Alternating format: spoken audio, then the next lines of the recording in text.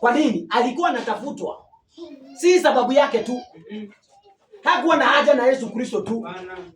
Wewe ndiwe ulikuwa unazuiliwa ufalme wa mbinguni.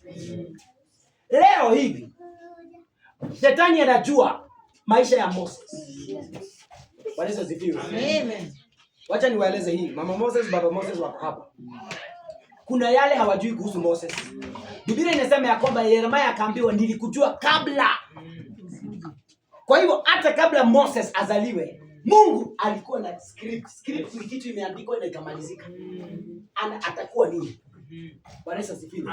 So alizaliwa Mungu akijua amezaliwa kwa hii jambo. Na hakuna mtu anakuja hapa kwa mistake. Hakuna mtu amezaliwa kwa bahati mbaya. No. Na nikimaliza Mungu anisaidie, nikumbuke niwape story ya Apostle William Kimani. So wakati Moses anazaliwa, mama na baba wanaweza kuwa waelewi. Wakati mwingine Mungu anawafunua macho. Hata kama hajazaliwa tutapata mtoto anakaa hivi. Na atakuwa hivi. Mungu anaweza kueleza atakuwa hii na huyu, lakini hautaelewa kabisa. Kuna kile anataka kufanya na yeye. Na Shetani anaelewa. Shetani hapigani na huyu. Hapana, anapigana na ile kazi anafaa kufanya. Naeleza hivi kwa ajili ya watoto na wazazi waelewe.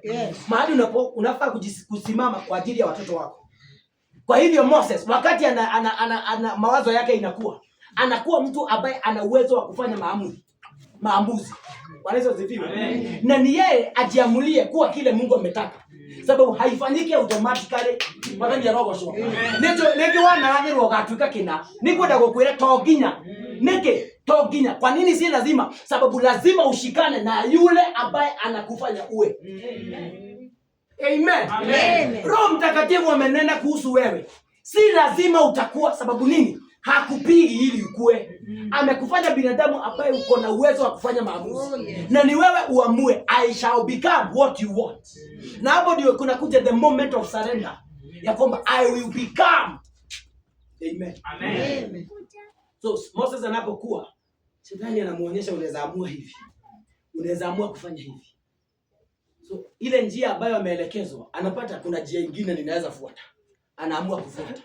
Anapofuata ashajitoa katika mpango. Si kuondolewa, ashajitoa katika mpango. Isikuwe hivyo katika jina la Yesu. Amen. So mimi kama kijana, Mungu alikuwa amepanga hatima. Lakini maisha ambayo nitayaishi si ile Mungu alitaka niaishi. Kwa sababu gani? Katika njia kuna mahali nilikula mikate ambayo sikuwa nafaa kula. Kuna mahali nilifanya mambo ambayo nilisikia masauti. Amen. Pigania hatima hata ya mtoto wako. Na utasimama